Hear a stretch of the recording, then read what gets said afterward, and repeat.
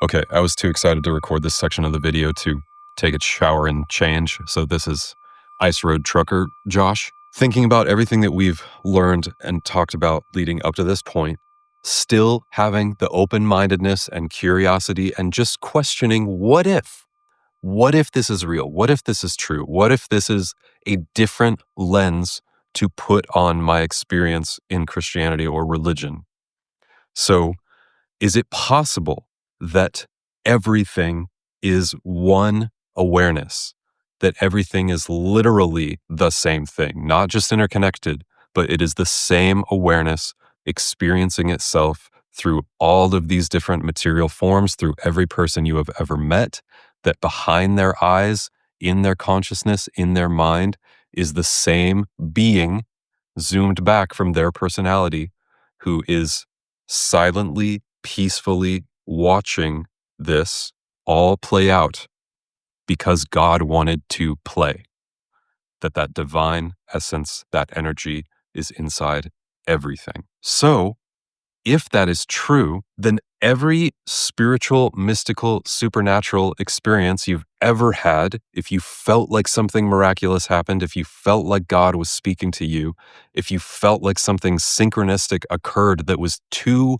bizarre to have just been by chance, or if you have had experiences that felt incredibly supernatural, like you were being shown something that was spiritual or divine or even terrifying, something that felt otherworldly, all of that can still exist within this umbrella of thinking because what you were being shown or what you experienced was just another aspect of this whole complex, nuanced, incredibly vast oneness that is everything. And so, what was one of the most well remembered, important things that Jesus ever said?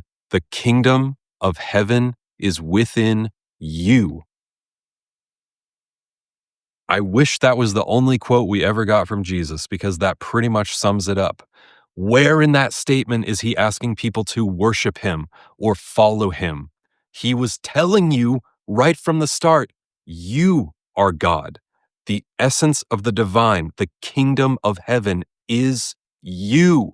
It's not me, guys. It's not Jesus. It's not worship Jesus. It's yours. He was trying to reflect back and show people what they already had. And they were like, so put you on a cross and then worship you for 2,000 years? It's all right. We get it. People are dumb sometimes. That's why he called them sheep. Jesus perhaps was an enlightened being who was trying to express this same universal truth that God has always been in you, that your whole life you have just been walking around experiencing the experience of God in this body. Then, if that's true, where does sin go? What of all this? You have sinned against God. You have done horrible acts that are worth punishment. Here are my commandments that you must follow, or you will go to hell, and I will punish you forever. If everything is God, then where is sin? It doesn't exist. If everything is God, then where does sin go? It's nothing. It was made up by humans. Sin, the act of missing the mark. Sin was probably conjured up by, or at least leaned in on, by Roman Catholics hundreds of years ago because they saw a way to control and manipulate the naive, the poor, those who were not educated, those who who could not read the texts themselves and had to take the church leaders' word for it, the cardinals and the pope and all those guys and the priests. It became this way of getting control over the people and revoking a lot of freedom and power, especially from women. But this idea of sin, it's like if that God was never real in that sense, giving these commands and making sin and making this value system of good and bad and good and evil, moral and immoral, then it's just all off the table. And all that it has ever been was just our experience. It's just our experience. So it's important to say that even though technically you can do whatever you want. You can make whatever choice you want, including causing harm to others. I wouldn't recommend it. And the reason that you would not do that is because in this body, in this life, you still have personal responsibility and a recognition that if everything is God, and that if you are doing harm to someone or something else, then you are only hurting the same essence as you. You are hurting yourself.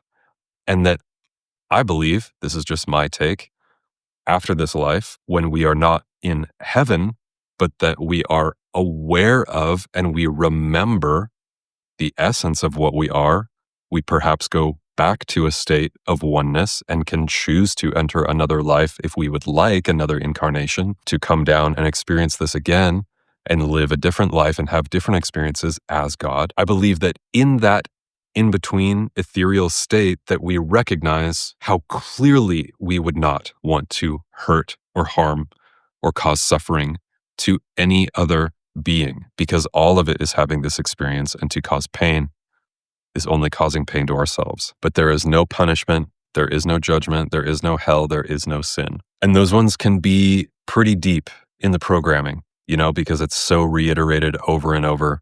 All the prayers for forgiveness, confession, if you're Catholic, this idea of, it's integrated into our society. The idea of being moral or ethical or upright or living in a certain way. It's the reason that jails exist, essentially, in the whole legal system. But forget all that. For the purpose of this talk, experiment with the idea, and this might be a tough one because this is really deeply ingrained and embedded in you, perhaps. Experiment with the idea that you have never done anything wrong. From a certain perspective, everything that you have ever done is okay. I don't care if it's the worst thing you've ever done. I don't care if it is considered a crime by your state or government. I don't care if you were torturously cruel or evil to someone else. For the sake of this moment, consider that even that was the experience of God. And that perhaps one way of looking at it, even if you knowingly, willfully were horrible to someone and you feel really bad about it, try taking the perspective that God in your body needed to have the experience of doing that, even if it was horrible. It doesn't mean you want to do that again. Hopefully you learned from that experience, from the sense of regret or recognizing and having compassion for the pain that it caused. But can you are you able to release and let go of some of your own guilt and shame around that and see even that as God experiencing itself in that moment? And as it pertains to your former religious life and things that you maybe kept yourself from doing that you thought were sinful or bad or wrong, can you lean into that a little bit? And I want to challenge you to literally trigger your own sin programming by doing something that you wouldn't ordinarily have done before, something that in your religious time as a Christian, you absolutely wouldn't have done, even if it's as simple as cussing, if it's using profane words. That's an easy one. If you didn't cuss before, start just playing with that. I want you to trigger yourself on purpose. I want you to activate that response that goes, oh, I'm not supposed to do that. Again, to be clear, don't hurt anyone. Don't take advantage of anyone. Do not cross any boundaries with other human beings. Okay. Do not, you know what I mean. Don't hurt another person. That's not what I'm talking about. I mean, let yourself have a little fun with sin. All right. Play with the idea that sin never was there and do something you wouldn't have ordinarily let yourself do before. And when you have that reaction that comes up of, oh, I feel bad about this. I did something wrong. I sinned. God's mad. Somebody's watching. I have to ask forgiveness for this. Just pause, catch yourself. Remember me speaking to you in this moment and just go, hold on a second. Hold on. Whose story is that? Whose voice is that? Whose message is that that thing is bad or wrong? And that if I am God living in this body, and that I know that I was not doing that thing with any evil intent of hurting or causing suffering to another person, then what's the problem? And is it possible that all of that baggage about sin that I carried for all of my life was actually pretend? So that's your homework. You've got some sinning to do, and see how it goes. And keep playing with that. Keep leaning into that until it goes away. Because what I would like you to experience is to push your own limits, push your own boundaries until you get to a point of being like, no, wait, I'm fine. It's fine. I did this thing that I used to think was bad, and it's okay. I am giving myself permission to do this. And that personal responsibility piece is big. We still exist in this world, in these societies as they operate now, with the limitations and rules of being a person. If you want to not go to jail and continue to be free and live in society, then have some discernment in the way that you act. I'm not trying to turn everybody into like Harley riding, Lucky Strike smoking scoundrels, or criminals or something. I just want you to push against the boundaries of your own thoughts about sin and to try to get in a new rhythm of seeing everything as okay. It's okay. You are your only judge. And when you stop judging yourself, then a lot of that shadow behavior takes care of itself. And when you see other human beings and animals and all of life as God, then your attitude and the way that you speak and act also begins to change. You have a sense of compassion for people who act in a way that you don't like. For difficult, frustrating people, you can start to just have a broader view. I don't want to turn you all into selfish people who are like, I'm God, this is all God, and so I'm just going to do whatever the fuck I want all the time. That obviously is counterintuitive. That's not a loving or helpful way to be. Obviously, you have that option. You can be that way if you like, but you will experience the natural consequences. If you live like a scoundrel, you're still on earth within these rules and boundaries. I just want to push you past the limits of your own mind and get you to bend and break that idea of sin. Okay, so just a few final thoughts on this. The main point is that the only judge that has ever been is you. And so I want you to work with and lean into and push into that idea so that you stop judging yourself for your actions. And if there is still that fear, that dark cloud of, oh, God is watching me, God is judging me, God is requiring forgiveness for the sin that I have committed so that I don't go to hell and so that I appease his wrath. Fuck that. Bye. That's what I want you to undo by practice, by leaning into sin, by letting yourself do the things that you previously wouldn't let yourself do. Something that I just learned of in the process of filming this course just a couple days ago. I never even knew that the Gnostics, who predate Christianity and who had a really interesting, they had their own thing going on, and they kind of took piecemeal from various ways of thinking and practices and spiritual systems, and it intertwined and interwove into Christianity in some ways.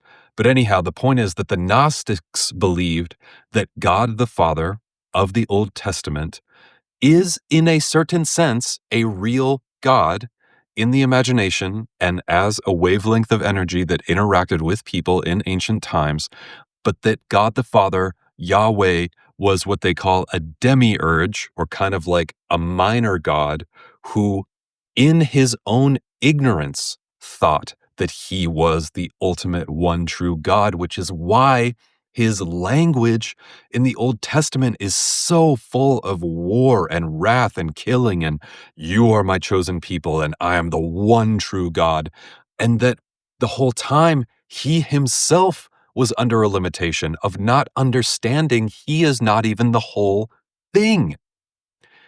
You don't have to believe that. That's just one perspective. Who knows if that is literally actually true, but it just gives another angle, another lens to recognizing that this God may have been mistaken and that he was giving these people commandments because he did not know that he was the true God. He is only an aspect and a manifestation and an essence of the fullness of everything that you already are. It's also possible that he was laying down these rules like the 10 Commandments because they were useful for that period of time to keep those people healthy and safe, and because people were truly scoundrels and rapists and thieves, and there was no organization to culture or life, and that humanity could not evolve and progress unless they had some rules. And so, yes, the 10 Commandments may have been given to a dude on the fucking mountain, and they may have been useful for that time. It doesn't mean they apply to everyone in every culture for all of human history forward. They were useful for the time, and we don't have to cling to those thoughts and ideas anymore. So, again, just like taking some of the air out of that all of this stuff, this idea of sin has been teased out from these texts and made into this monolithic idea, and it's based on very little. So trigger your own shit, go do some sin. I'll see you in the next module.